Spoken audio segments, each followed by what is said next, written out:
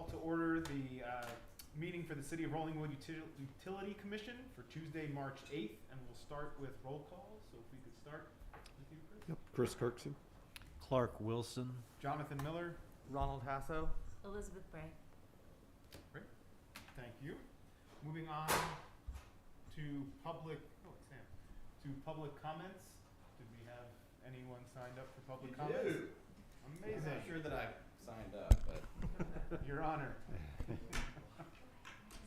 Ashley, will you help me out with the signing up part? Yeah, you signed up. Okay, great. Gavin Massagill, Mayor of Rollingwood, thank you all. Happy to be here. I'm trying to make my way around to our different boards and commissions and say hello, put a name with a face.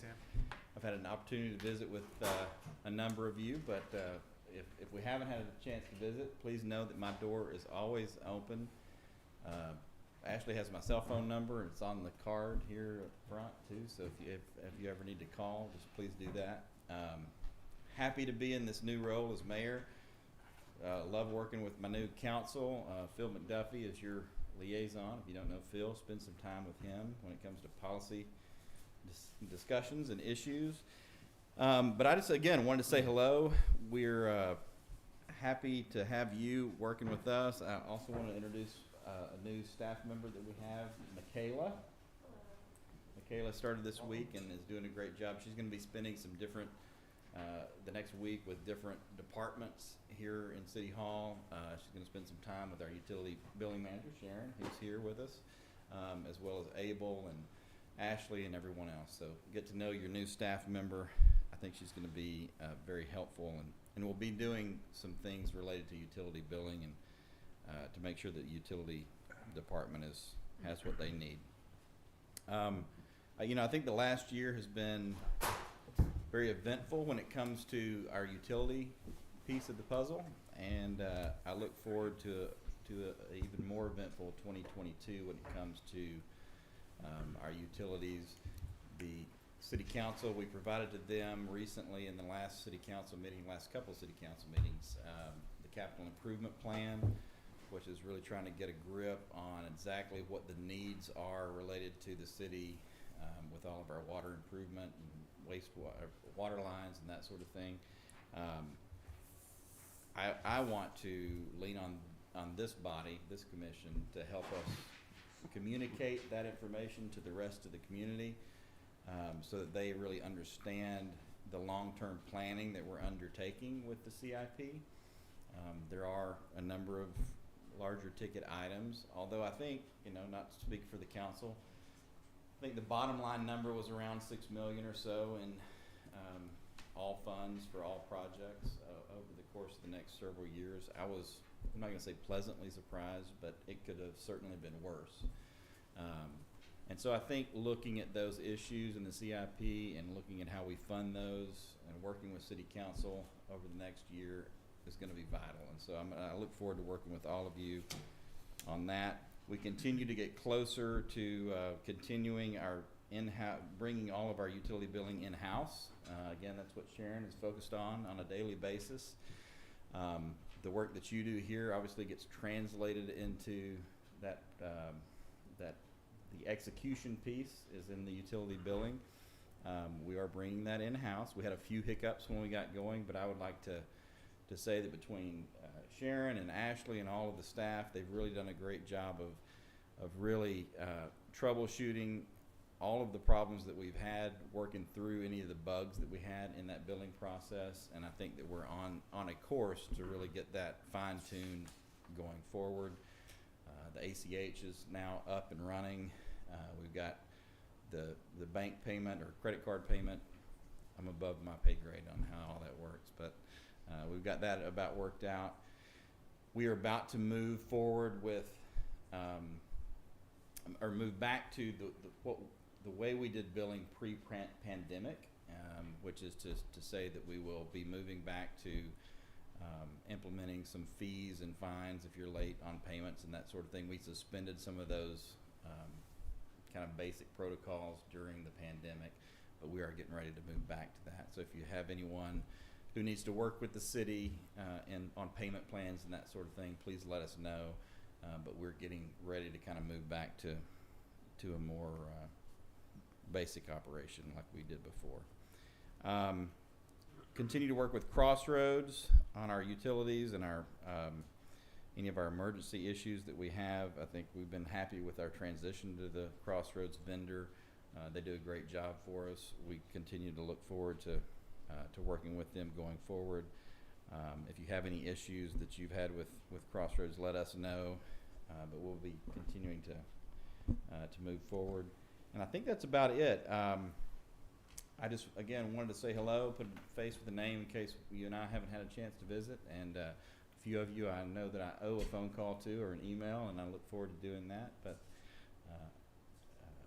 past that, just give me a call, and look forward to working with you. And as I told Parks, too, I've figured out quickly in this new mayor's role, I like to speak in this part of the agenda because you can't talk back. But if we need to put something on for a more formal discussion, we'll do that next time. Thanks again for what you do, and I look forward to working with you.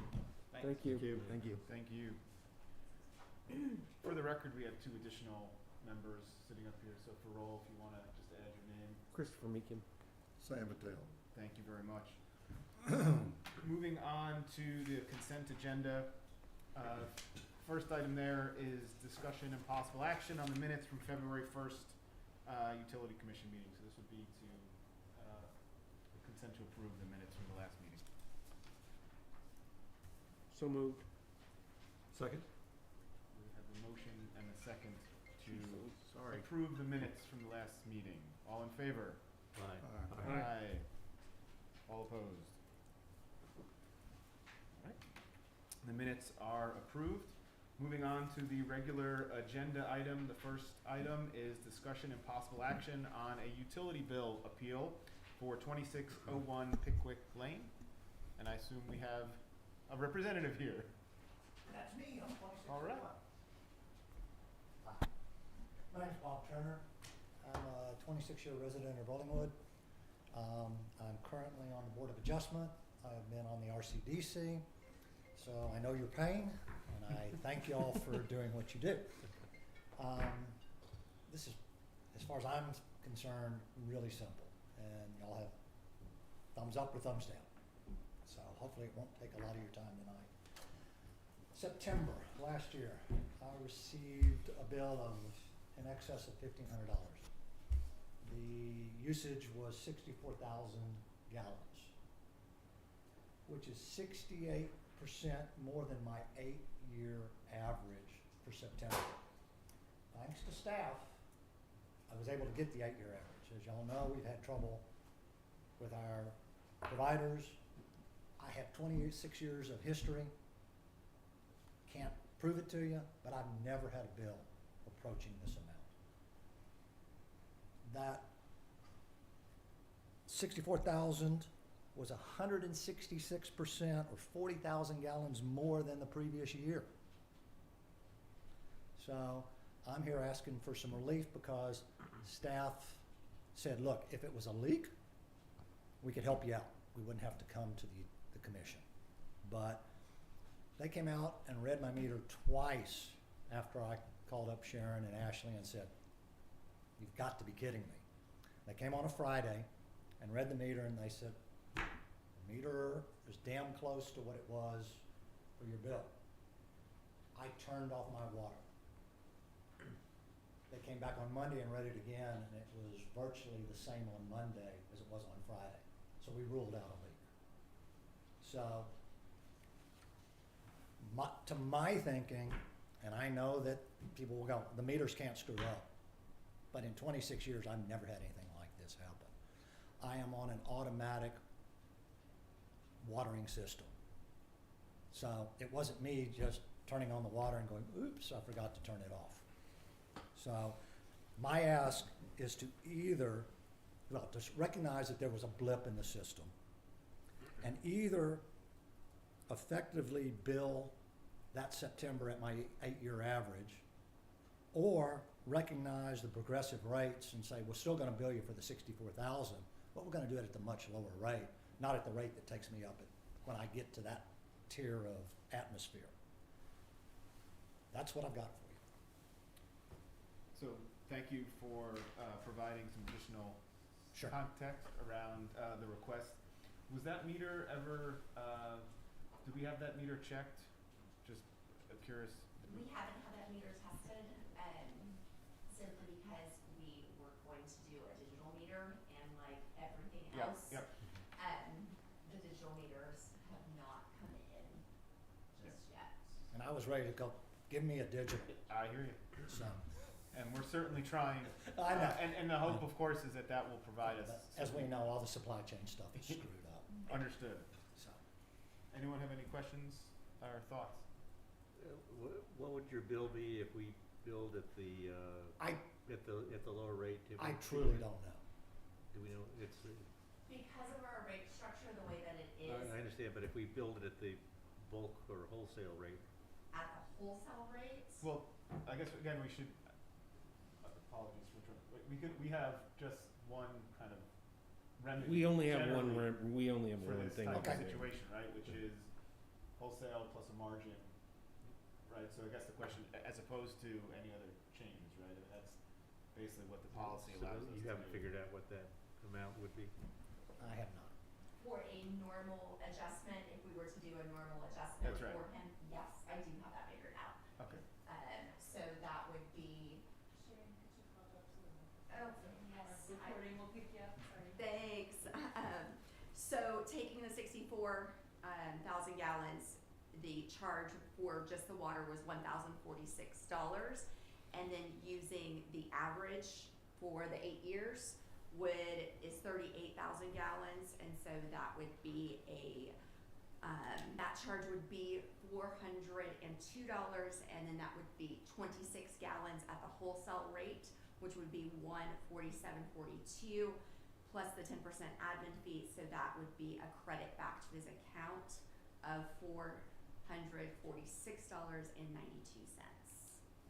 So Right. what We can't do that. well, no, again, I We just, can't do that. we just updated this, right, the policy. Yeah, but Clark, you know, can we Well, do I mean, average? the question I think would be if we charge at the wholesale rate, you indicated it would be 1,000? It would be on the existing 60, it would still be 64. It would Right, still it's the be same 60. number, but just reduce the dollars per gallon. It's $5 or so per thousand, I think is what.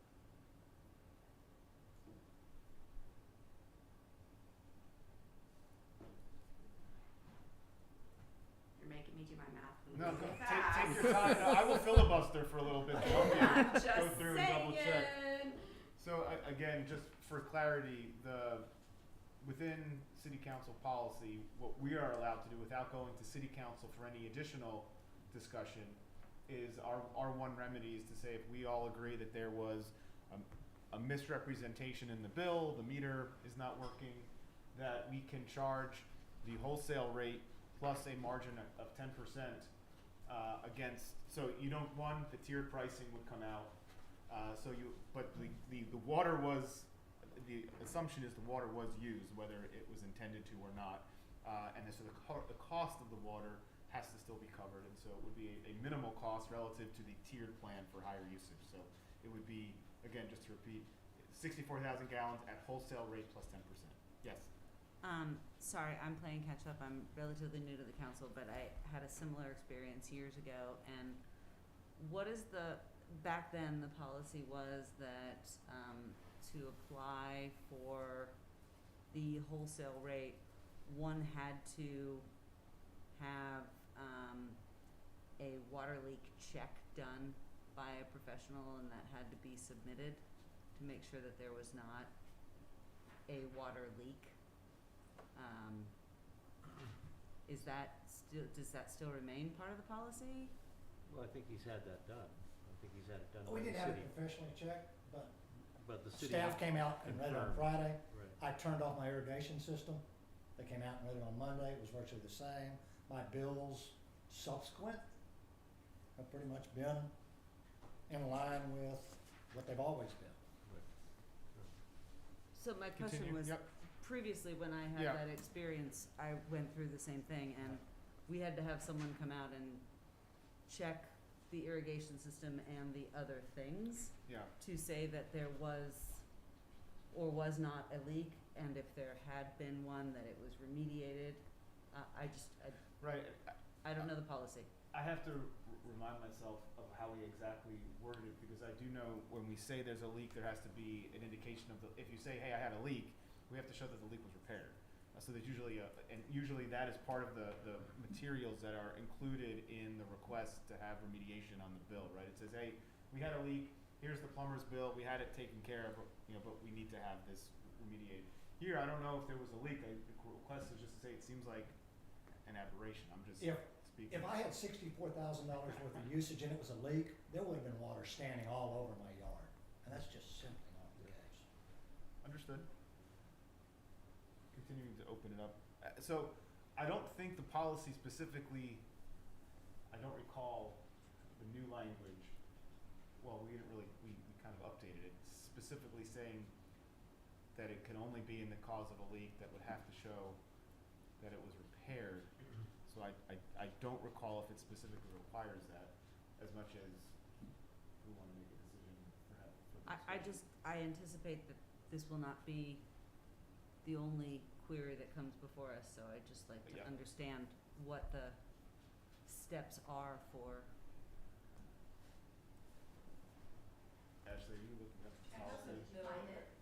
So I guess, and I guess I can't really speak to how it was done in the past. Generally, if you turn the water off and the meter's still spinning, you know there's a leak, right? And so if that didn't happen in this case, we didn't ask the customer to go then get a professional opinion that there was not a leak, and call out a plumber and everything if it was pretty clear that there wasn't something happening. Perfect. If it was even spinning slightly, we'd say it's definitely something on your end. You need to, go get that documentation. I don't think for the appeal process, I think we've ruled out a leak by the meter wasn't spinning.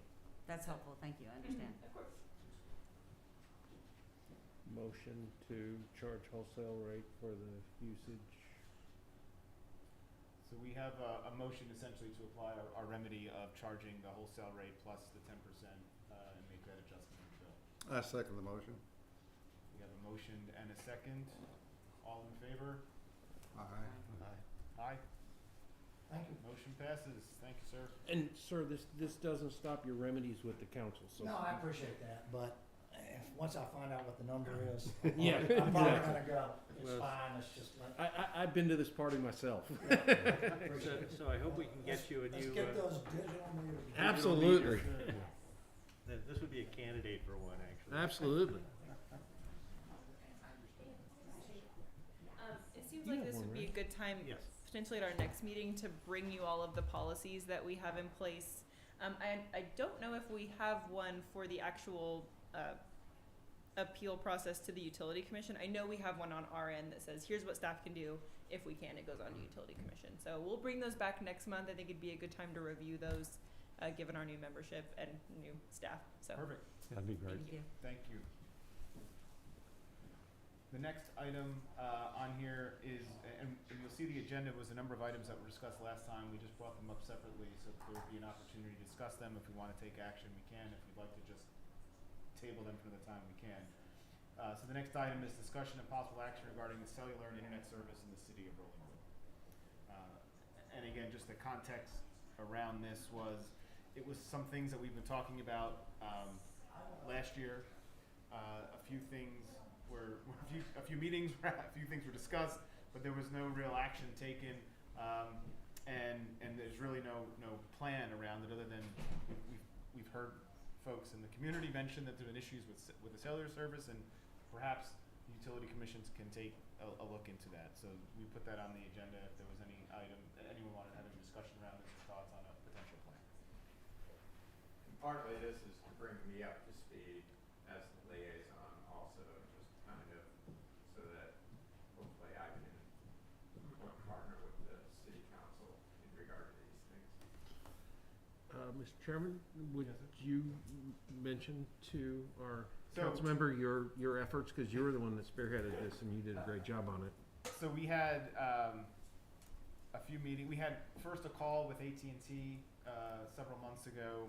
AT&T had been engaged several years ago prior to my involvement in utility. I think Clark was involved then. You might have been involved as well, Chris. where there was a plan to put an AT&T tower up on the park near the pool. As part of that process, though, there needed to be an amendment to the height restrictions. I think it was 60 feet, and they needed a 100-foot tower or something to that effect. And the request went through City Council, and there was a bit of an outcry, and so it fell through.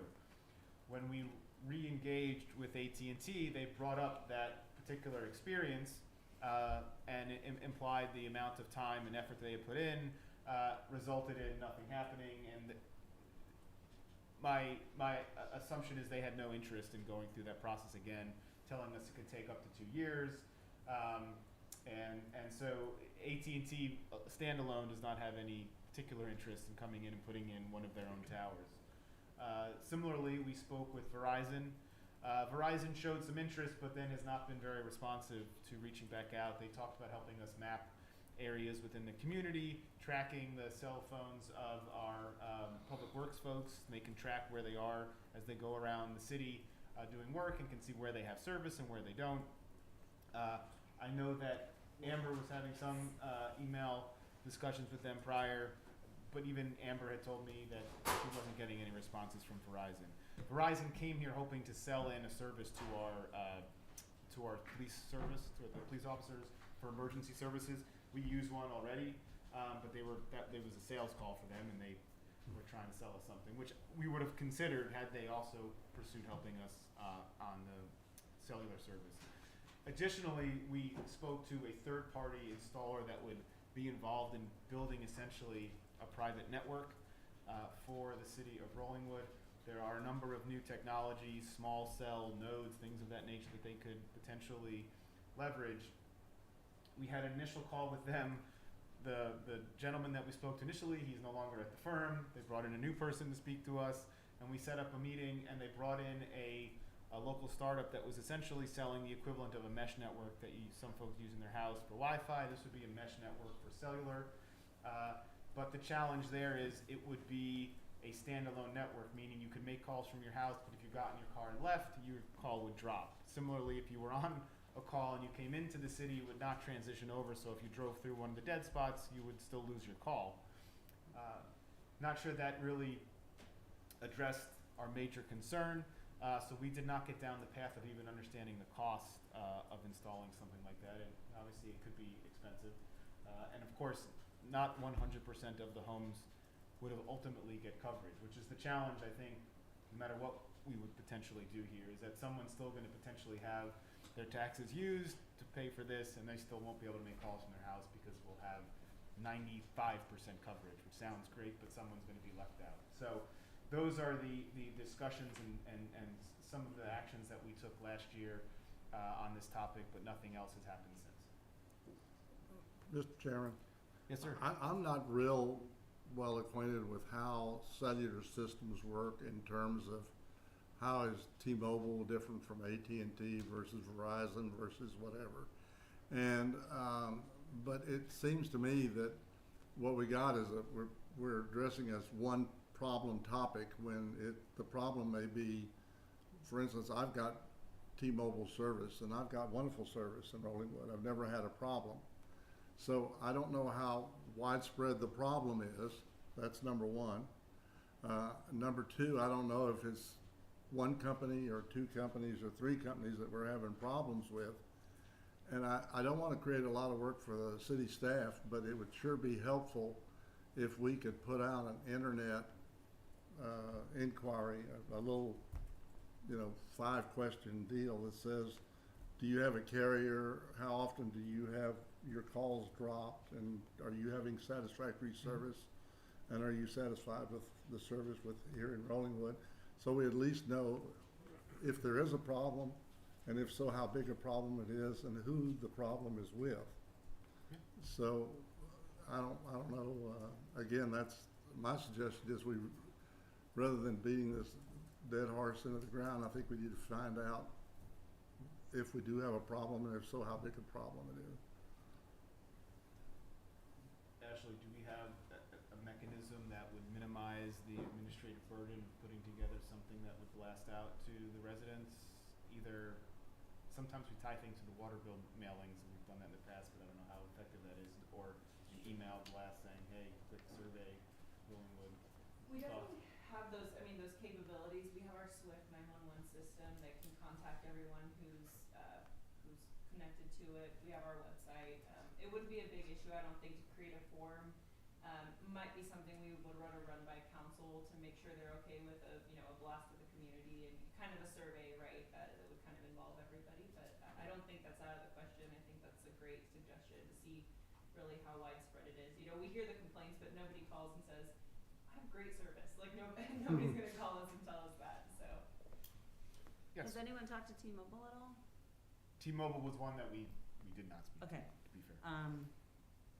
Yeah, just, I'm amazed that you have great service from T-Mobile, because, us and many of the other people on our street had literally calls dropped every 13 seconds, and then they gave us boosters in our homes, and that still, even with multiple boosters in the homes, did not function. So I actually did the research, and they lost several towers, so they only have one tower for a huge area that's on Walsh-Tarleton, which would include ours, so there's a lot of stress and traffic through that individual tower, so they may have some interest in doing something here, but it sounds to me like it's an ever-changing goalpost, and that we're not sure who's having Verizon what had even problems. talked about tilting some of the antenna Yeah. arrays, maybe they, because it's all line of sight and we have some topography is the challenge, so, I perhaps. think the interesting question would be Yep. if there was a cell tower in Rollingwood, if they would share it.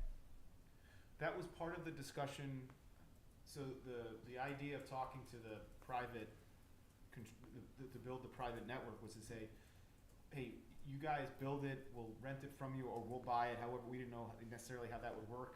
And then they would go out and get the carriers to come onto the network, right, and they would figure that out. So that was the idea around it, it never kind of got far enough. But perhaps a first great step, as Sam mentioned, would be to make a motion to send a recommendation to City Council about sending out a questionnaire to the city around who has issues, who their carriers are, and just to get an idea of the overall impact this would have. Yeah, and I'm talking about a one pager. Oh, yeah, very. I'm not talking about a big project. Yeah, Tallying the numbers might take some time, but One cautionary point is that when you ask people about this, they are assuming that we're gonna remedy it. And so I'm afraid that if we say, hey, what's going on, and they say, oh, it's terrible, and then we don't remedy it, sure. it's on the people who voted for you and drive you crazy. Well, so I think, so the language in the questionnaire, perhaps that comes back to us and we would work out to say, That'd be let's fun. just realize that these are things that we're thinking about and, we wanna let you know that we are thinking about it, right? I think it's helpful messaging to let everyone know that, yes, for the folks that have been complaining about it, to see something come out, at least makes them feel like their voice has been heard, and we'll do our best to try to remedy it. And to the extent that we actually take some action on it, they'll be able to track that as well. Yeah, I'm coming up here, so it gets recorded, but what I'm hearing, I've done a little bit of research on this, and I think technology may at some point save us because we'll have smaller nodes that you can put around. What I'm hearing was the 100-foot tower, which is going to be necessary at some central location so that you can get the line of sight for the entire neighborhood, given our hilly topography, is probably the issue that's killing everything. Like, you could get one of these crown tower or somebody to build a tower, and then every cellular provider strap their stuff on it and maybe even be a revenue stream for the city or something like that, but it's going to be way up and, block people's views of downtown and be an eyesore, even if we try to make it look like a tree and all of those kind of things. So that's probably the difficulty of getting the buy-in with the current technology. Well, I think that was the current technology then. And I think what we learned through the process is there might be some new things, Sure. but it was, either there was lack of interest on the provider part, or we didn't feel like we had the right solution on the private part, and then kind of lost some steam, so, right? So, Right. I think this might be one first step, if we do some community outreach, let them know that we're working on it. And then two, depending on what information we gather, we'll have some more information if we start rehabbing these conversations, again, either with the providers or with a private installer. Okay. Would anyone like to, well, would you like to make a motion? I'd like to make a motion that Please.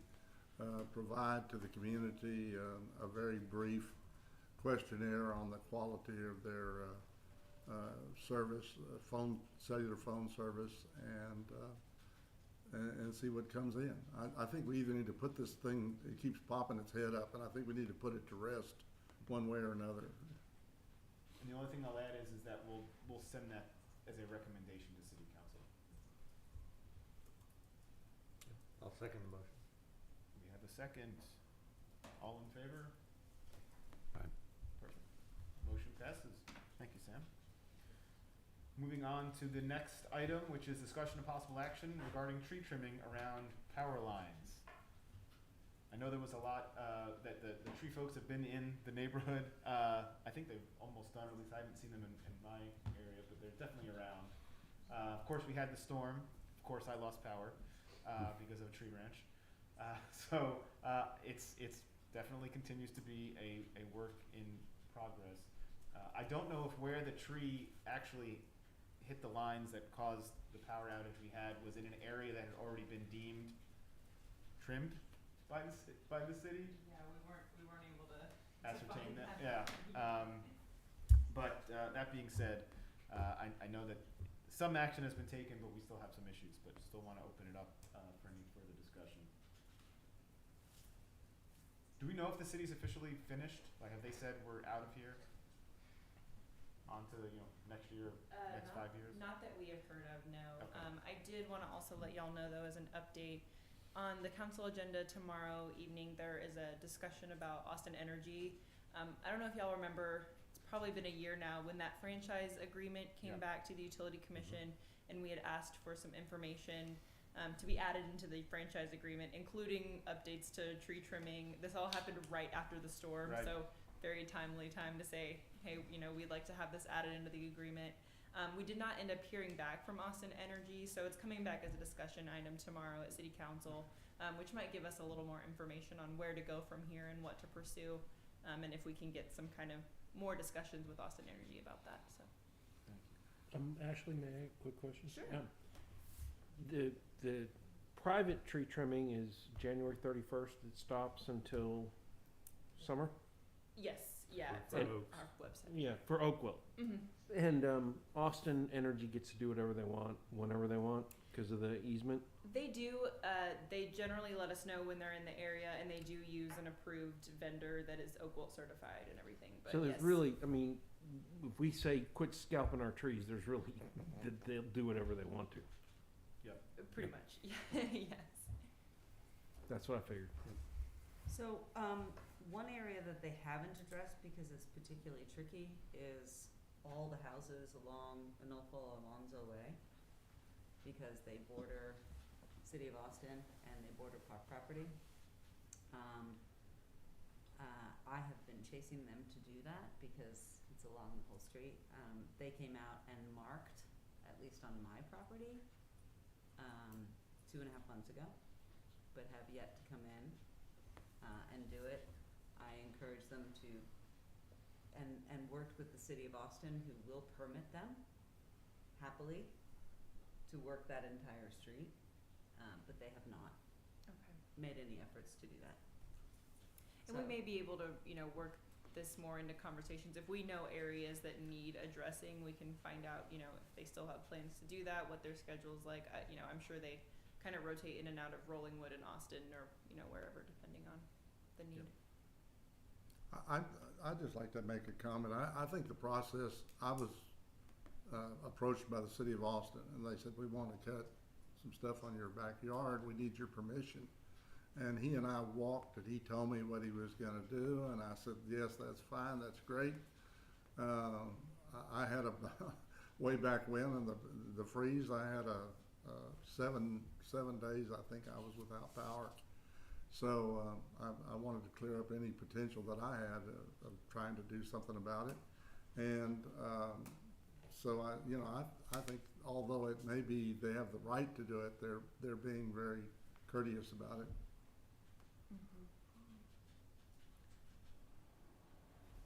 So maybe with regard to your specific property, I would recommend sending a note to Ashley, who I know will get Carrie in, and they'll reach out directly and just see if we Yeah, can get I a little know more that the attention to Austin the City area. Council, there are 2 members of the Austin City Council that have also been chasing Okay. Austin Energy for that entire street. So this is not personal to me, just trying to do a service. Yeah. But I know that they have been also chasing them, and they just don't seem to come.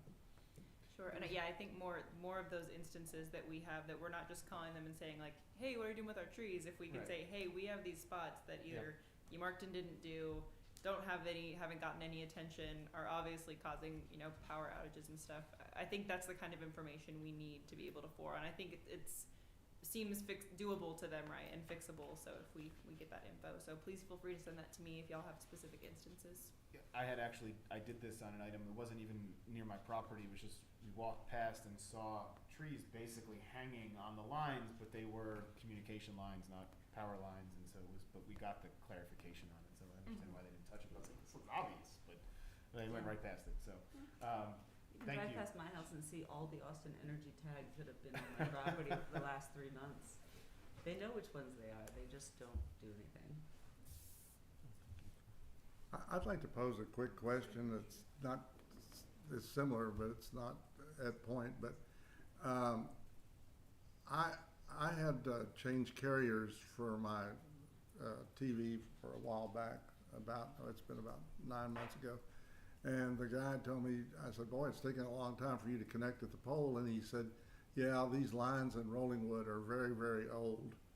And he said, I have to try this circuit, and then I have to try this circuit, and then I have to try this circuit. I'm just wondering if we're at a point with those lines where at some point they're gonna have to come in and take them all out and replace them because of their age.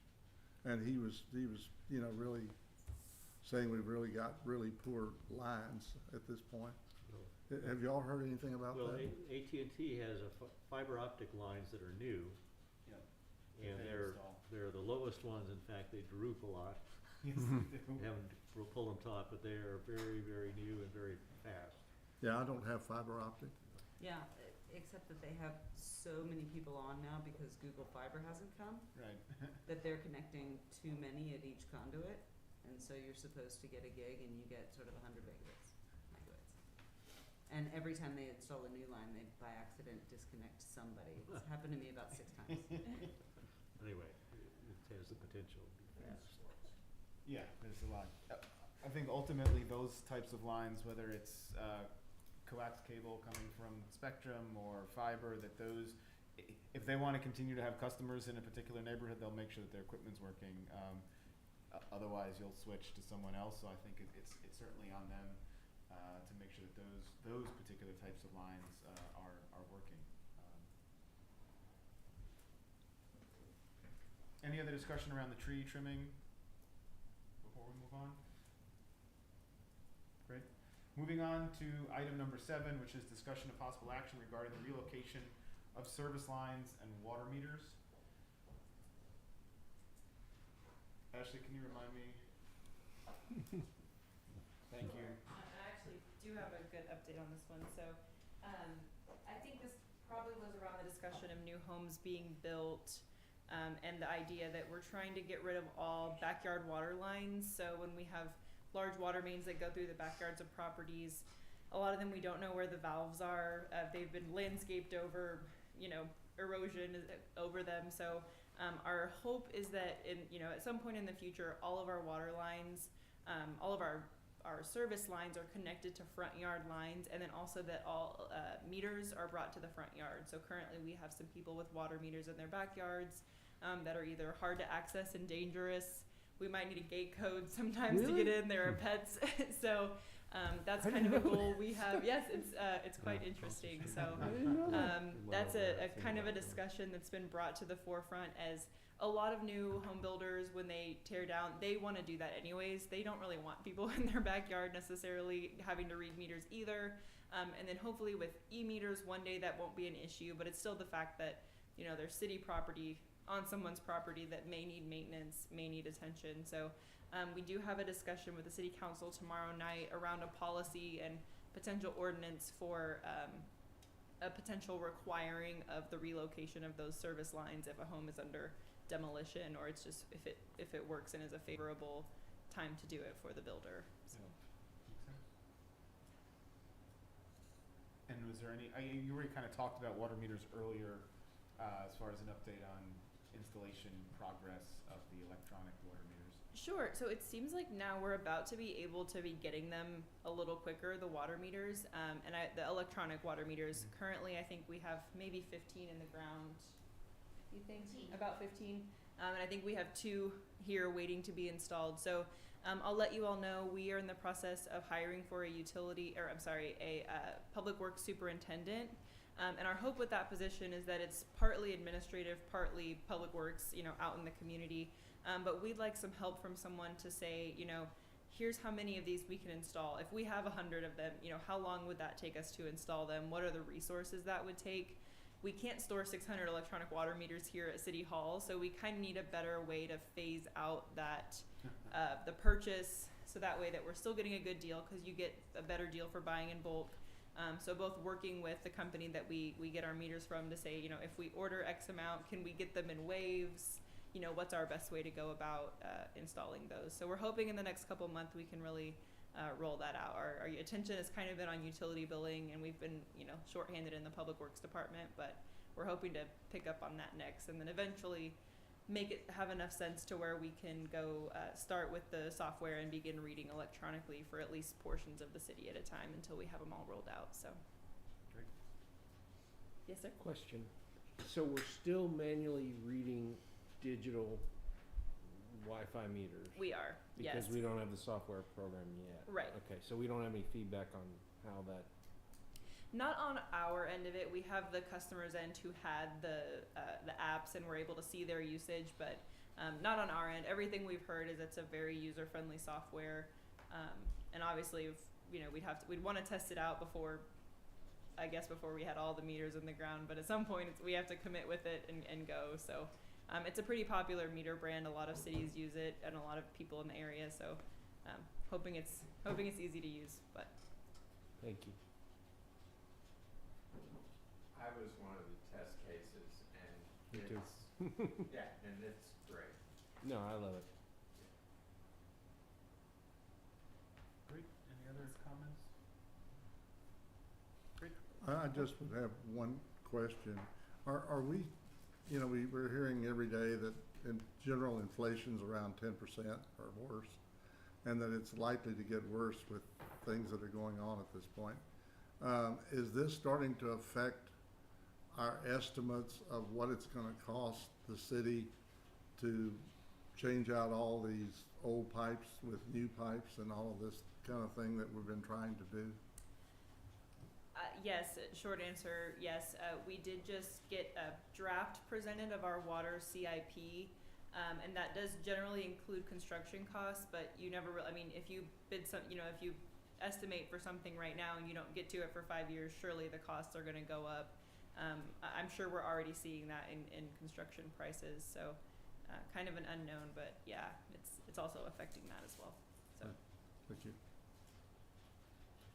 And the final item on here, which is also kind of a discussion topic, which is regarding future agenda items for topics for consideration.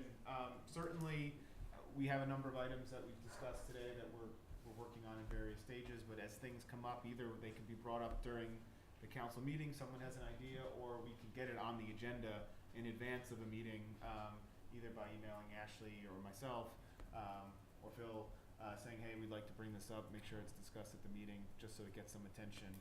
Just want to make sure that we're letting folks have that opportunity, that I'm not setting the agenda, Phil's not setting the agenda, and we want to make sure that folks have a say in things that get discussed, and that it's not always being set by city council as well.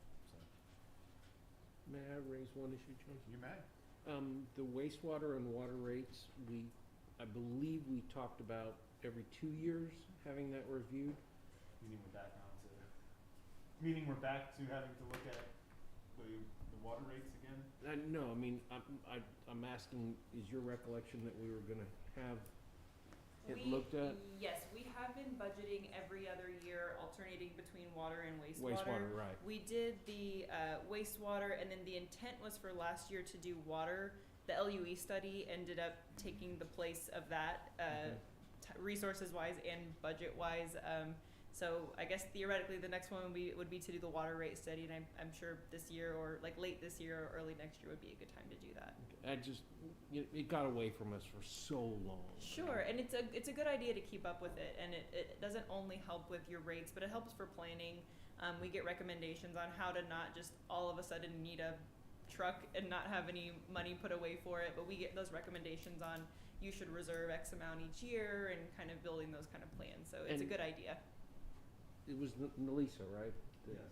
And so I assume after she does it again and again and again, it's not that labor intensive or expensive to Sure, we've already just help us provided. turn the knob a little bit. And we're getting Exactly. the information better than, the data now will be easier to access than the data was previously. Absolutely. Yes. Now it's our data. Granted, Right. generally you have to go back, 5 years or Yeah, so. So That's true. we do have all of that. It's not always in a usable format, but going forward, everything will be under our control and much easier to access. So And I recall we used to see budgets just for the way the water budget was operating. That's how we started realizing that we needed to look at the rates again. sure. Did we do that on a every meeting basis, or was it based on the budget cycle? Meaning we would see it on a quarter or it was what? It was annual, I It believe. was annual. Annual. Okay. And that's always an option. We're happy to put those in at least as informational reports. They are in the council packet every month, so it wouldn't be difficult for us to pull the cool. water and wastewater budgets over to see how they're going. I will say sometimes early in the year like this, I guess it's probably about halfway through the budget year at this point. We've just completed our audit, which is going to change a lot of the things in our current budget. So some of it will say, this actually belonged in last year's budget. So it's not quite on right now. A lot of the budget adjustments haven't been accounted for that should be. So once those are in and the budget is much more, accurate at this point, we can bring that back in a document. The only reason I ask and pick on this is that I just don't wanna see general revenue funding a shortfall on this other stuff, Sure. which is what we did for, And just A curious long to see how time. the water rate Yeah. changes actually impacted the budget. oh, I'm not happy about it, don't get me wrong. I'm not pleased about it in the slightest. Yes. I have a couple of questions as a newbie. One, I'll start with the easy one. Have we reached out to Google Fiber at all? I mean, they've been here quite a long time now, and they're building humongous offices, but they have not elected to service our neighborhood yet. Have we thought about reaching out to them? I thought I had read that Google, what were they dropping? That they weren't expanding, they're building out fiber anymore? About that too. That's right. It sounded like they were shutting down some of their So business. everyone that got it would continue to have it, but I don't know It if they're wouldn't expand it? building new communities. But certainly happy to look into that. Just My curious. understanding was their whole idea was not to actually be a provider, was to get the other companies to match their speed, and that this was like a whole initiative to do that, so they can get more of our data to make more money. Okay. Second question, Gavin alluded to a lot of the infrastructure on water that's being addressed by the council. What is our role? So we had communicated to city council that the utility commission would be willing to take on a role.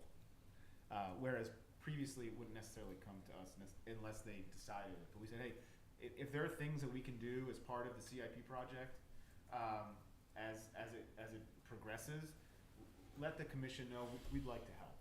We'd like to hear whatever we can do.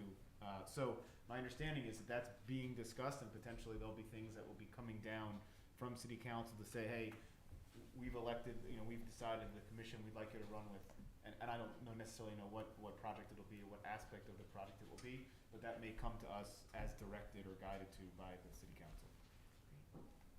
And my last question is, we've had some, ups and downs through our different staffing and our history on our water quality reports. From, them not being posted for a number of years to, some issues that we had to publicly note last year. We are really dependent for a large portion of our water from City of Austin, and there's some concerns, ongoing about the quality of water that is coming from there. And so, I think we're probably due in another couple of months. I think the last notice went out in July, so I think we're probably due in another couple of months for a water quality report, and kind of, I did learn the word turbidity as part of Yeah. our recent issues. but the EPA guidelines that go out versus what the City of Austin are pretty different, and the City of Austin is skirted on that for a while. And so I'm just curious what the cadence of that will be and what our role is in supporting that. Yeah, historically, I don't recall a specific task, but I don't see why it can't be something that we take up. Do you know? I guess I can't totally speak to that, but I will say that between Crossroads, who holds our licenses, and our engineers, they generally submit or get the information for that report, and we do post it. So, of course, if there's anything we'd like to look at further into those reports, we'd be happy to, dig through that a little bit deeper. But So why don't we have, next time the reports become available, let's make it as part of the agenda to just have a discussion, so folks who have had an opportunity to read them can bring up any concerns they have at the commission Sure. meeting. absolutely. Cool. Any other comments or questions? No? Then I will move to adjourn. Thank you, everyone.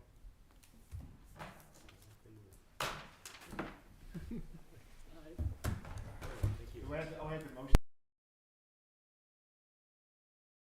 Okay with it. Nobody objects.